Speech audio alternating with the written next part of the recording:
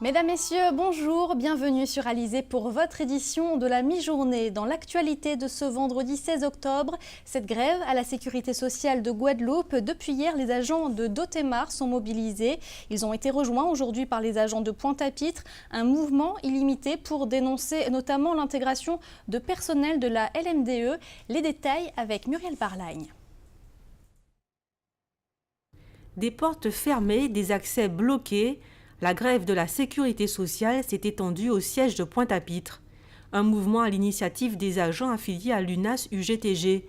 Ils ne comprennent pas les modalités d'intégration de 8 salariés de la LMDE, la mutuelle des étudiants. Ceux-ci ont été intégrés directement à des niveaux élevés, à partir du niveau 3, alors que de nombreux agents de la sécurité sociale sont en attente d'évolution professionnelle depuis des années. Et ça, l'agent a intégré, qui a doublé des agents qui en attente de promotion, en attente d'un parcours professionnel depuis 20-25 ans pour certains.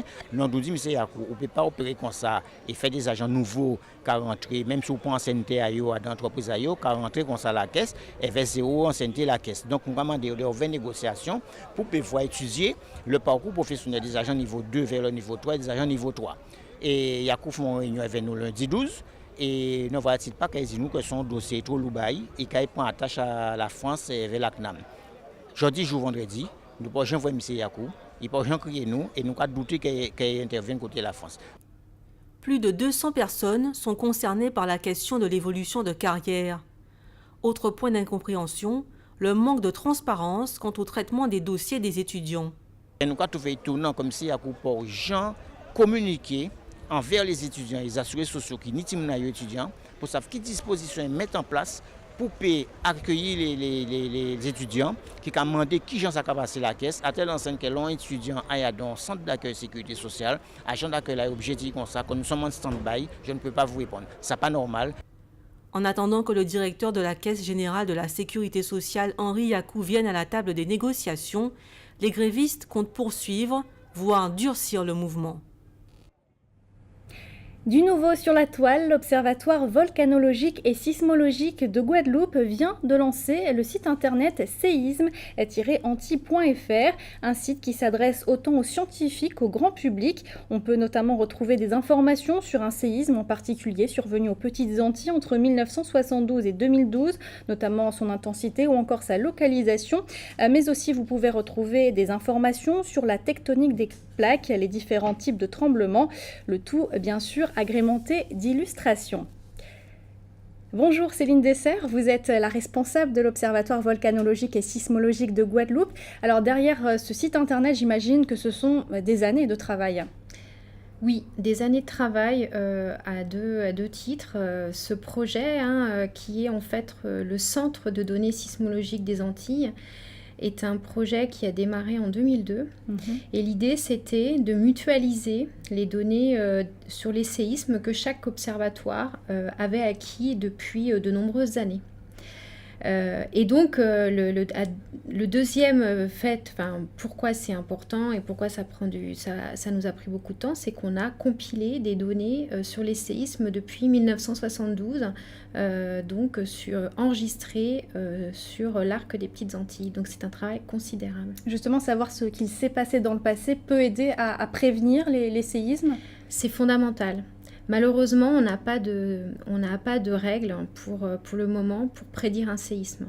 Donc la seule manière qu'on a pour comprendre un peu ce qui se passe dans notre région, c'est d'étudier ce qui s'est passé dans le passé. Et finalement, aux Petites Antilles, on n'a pas beaucoup de recul, on a 50 ans à peu près de recul. Le premier sismographe installé aux Petites Antilles, c'est dans les années 50. Donc on a peu de recul sur ce qui se passe ici. Alors les données s'arrêtent en 2012, pourquoi 2012 ? Parce que au départ, quand on a commencé à mutualiser les données, ça s'est fait en 2012. Et donc maintenant, l'idée, ça va être tous les ans de mettre à jour ce catalogue qu'on va faire effectivement. Donc là déjà, on a fait une mise à jour, il y a déjà les données de 2013. L'objectif aussi de ce site, c'est vraiment de rendre accessible à tout le monde cette information qui est assez technique, on va le dire, scientifique, technique. C'est vraiment pour que tout le monde puisse comprendre finalement les phénomènes sismiques. Oui, alors on a principalement penser par exemple aux enseignants puisque là, ils ont un outil pédagogique pour pouvoir enseigner la sismologie et la tectonique des plaques aux élèves du primaire, du collège et pourquoi pas du lycée. Donc en plus en utilisant des données scientifiques. Donc je pense que ça va être intéressant pour les enseignants. Un mot de l'activité sismique depuis le début de l'année en Guadeloupe. Est-ce qu'elle est plus ou moins intense que l'année dernière ? Elle est rien d'original. On enregistre entre 1000 et 1500 séismes par an autour de la Guadeloupe. Par exemple, depuis depuis le 13 octobre, on enregistre un essaim sismique sous les Saintes. Donc les Saintois ont dû ressentir au moins 1 ou 2 séismes ces derniers jours. Sinon rien d'anormal. Une dernière question. Il y a quelques semaines, l'un des centres d'observation a été vandalisé. Vous vouliez justement lancer un appel ? Oui, ça s'est passé le 18 septembre dernier. On a déjà communiqué sur ce sujet. Notre station sismologique vraiment performante régionale d'Anse-Bertrand a été vandalisée. Malheureusement, pour le moment, on n'est pas on ne peut pas la remettre en état de fonctionnement puisqu'il y a eu trop de dégâts et du vol de matériel. C'était simplement pour rappeler que nos stations de surveillance servent justement à la surveillance et à mieux comprendre l'activité sismologique pour informer la population de Guadeloupe. Merci Céline Dessert d'avoir été sur le plateau ce midi d'Alizé. Je rappelle que vous êtes la responsable de l'Observatoire volcanologique et sismologique de Guadeloupe. Comme chaque jour maintenant, je vous propose de faire le point sur les coupures d'eau. Ce matin, sachez qu'une rupture de canalisation s'est produite à Caféière, à Petit-Bourg. Conséquence, la distribution de l'eau potable est interrompue jusqu'en début d'après-midi. Et puis à Sainte-Anne, plusieurs secteurs sont également privés d'eau depuis ce matin en raison du remplissage de réservoirs de déhauteur. Sont concernés les secteurs de Barreau, Burat, Calvaire, Cavanière, Déhauteur, Fouché, Grand-Fond, Maudette et Saint-Paul. Retour à la normale prévu en fin d'après-midi. Et d'ailleurs, puisqu'on parle des coupures d'eau, du SIAG, notez que le président du SIAG, Laurent Bernier, sera l'invité de l'émission Télescopie ce soir à 20h sur Alizé. C'est votre nouveau rendez-vous politique hebdomadaire avec Jean-Luc Icard. Laurent Bernier, d'ailleurs, qui avait tenu il y a tout juste une semaine une conférence de presse de rentrée. Je vous propose d'écouter un extrait. Je suis dans une logique qui consiste à donner de l'eau aux Guadeloupéens. Je ne sortirai pas de ce chemin-là. Vous savez bien que certains veulent m'orienter sur un autre chemin. Je ne serai pas l'auteur ou le déclencheur d'une quelconque guerre de l'eau en Guadeloupe. Et Laurent Bernier qui répondra donc aux questions de Jean-Luc Icard ce soir à 20h dans votre nouvelle émission Télescopie sur Alizé. Un mot de l'actualité judiciaire en Martinique, suite de l'affaire Catherine Conconne. Avant-hier, le tribunal administratif de Fort-de-France a rejeté la requête de Louis Boutrin, le conseiller régional d'opposition. Les précisions sur cette affaire avec Jean-Luc Icard. Sur sa page Facebook, la première vice-présidente du conseil régional de Martinique fanfaronne. Le tribunal administratif de Fort-de-France a débouté son adversaire Louis Boutrin, qui voulait faire entériner une démission que Catherine Conconne avait adressée à son président Serge Letchimy le 3 août dernier, mais que celui-ci dit avoir refusé.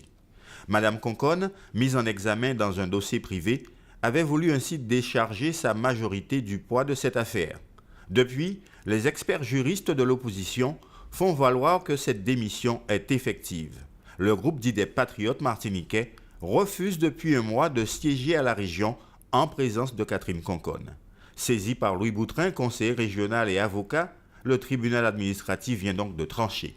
La démission de Catherine Conconne du conseil régional de Martinique n'est pas effective, car la lettre adressée en ce sens est ambiguë, tout simplement. On en vient à l'actualité dans la Caraïbe. Ce midi, nous allons à St. Kitts, en Jamaïque, mais aussi aux Bahamas avec la Caribbean Music Festival. Voici la Minute Caraïbe. St. Kitts, où le gouvernement de Taïwan a remis 2 chèques au premier ministre de l'île, le Dr Timothy Harris. L'un de plus de $300,000 pour aider les activités anticriminelles et un autre de $10,000 pour atténuer les catastrophes dues au changement climatique. En contrepartie de cette aide taïwanaise, le premier ministre kittitien s'est engagé à peser de tout son poids pour l'introduction de Taïwan au sein de la Commission sur le changement climatique de l'ONU. La semaine dernière, une société taïwanaise a fait don de près de 200 000 $ pour la rénovation du centre de communication national.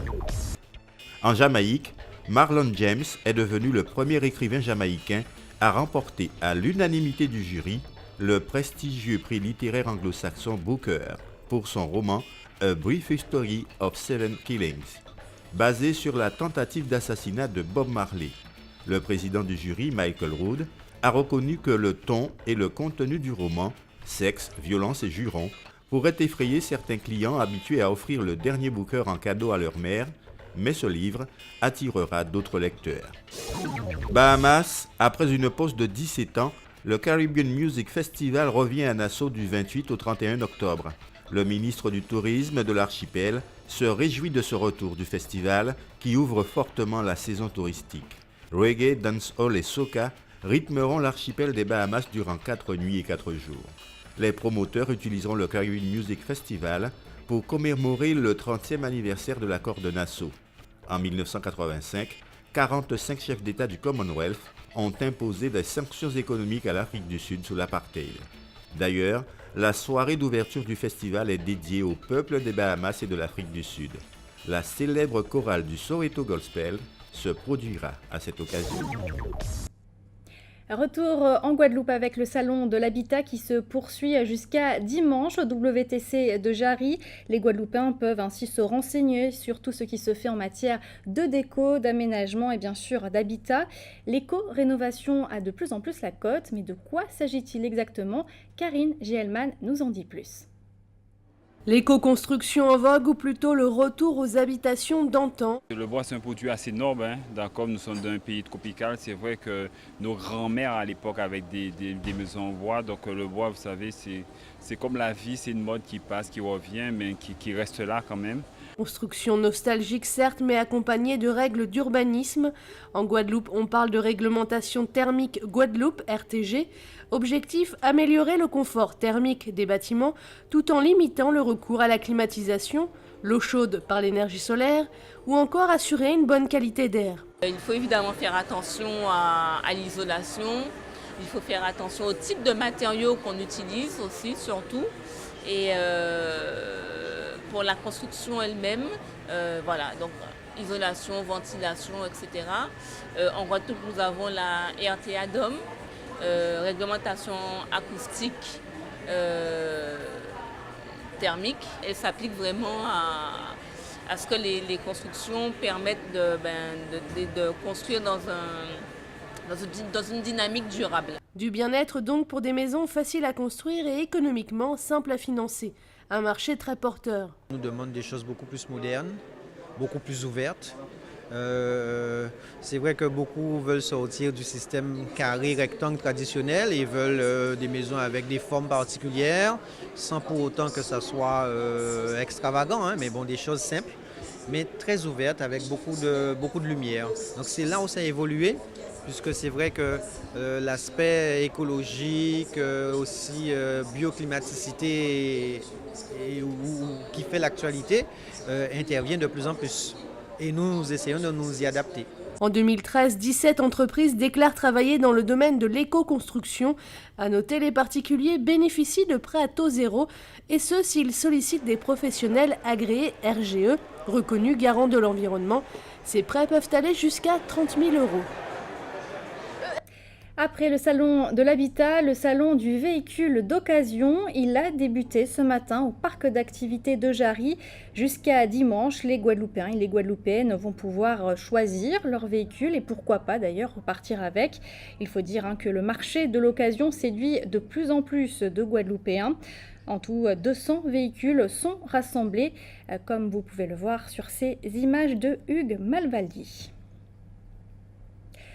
On va parler de sport maintenant. En football, on jouera demain la 4e journée de DH. À 15h30, la Juventus de Sainte-Anne reçoit l'Arsenal Club. L'Étoile de Morne-à-l'Eau se déplace à Sainte-Rose. Et puis toujours demain, mais cette fois-ci à 20h, on aura 5 rencontres. Alors notamment le Sirocco des Abîmes qui accueille l'Amicale de Marie-Galante, le CSM qui sera face à l'USBM ou encore la Gauloise de Basse-Terre qui reçoit les Red Stars de Pointe-à-Pitre. Cette édition touche à sa fin. Avant de se quitter, vos conditions météo pour cet après-midi. Le temps devrait se dégrader malheureusement avec des averses orageuses attendues sur quasiment l'ensemble de la Guadeloupe. Un temps d'ailleurs parfois un peu lourd avec des températures comprises entre 28 et 32 degrés. Voilà, c'est la fin de ce journal. Merci de l'avoir suivi. Une édition, je vous le rappelle, que vous pouvez revoir sur notre site www.alizé.com. Dans quelques instants, le journal de TF1 suivi de Petits secrets entre voisins. Pour ma part, je vous retrouve ce soir à 19h. Je vous souhaite en attendant un bon appétit et un excellent après-midi sur Alizé.